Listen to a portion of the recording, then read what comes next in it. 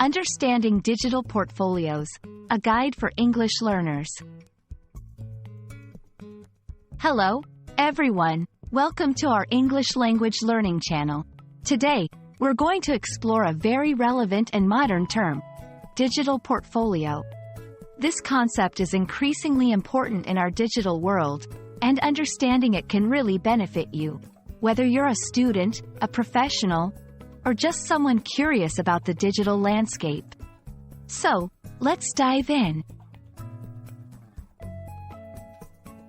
A digital portfolio is a collection of digital documents, images, multimedia, blog entries, and links showcasing a person's abilities, achievements, and learning journey.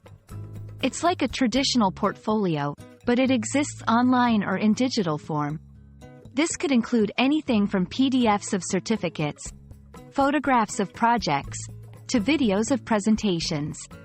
It's a way to showcase skills and experiences in a more dynamic and accessible way than a traditional resume or CV.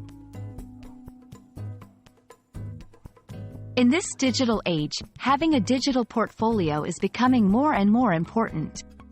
It allows individuals to easily share their work with a wider audience, including potential employers, teachers, or clients. It's a powerful tool for personal branding and helps in standing out in a competitive job market. For students, it's a great way to document learning progress and reflect on their personal and educational development. Creating a digital portfolio might seem daunting, but it's quite manageable. Start by selecting a platform. There are many websites that allow you to create portfolios. Then, gather and organize your content. This could be your academic projects, work-related documents, or any other achievements. Remember, it's not just about quantity. Quality matters.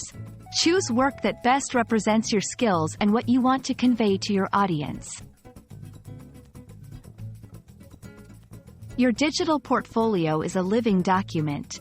It's important to regularly update it with new projects, achievements, and learning experiences.